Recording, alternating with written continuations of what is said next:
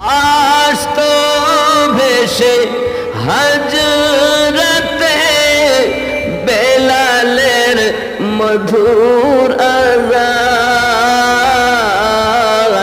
যে আযানে ছিল এমন প্রেম মুগ্ধ রহমান।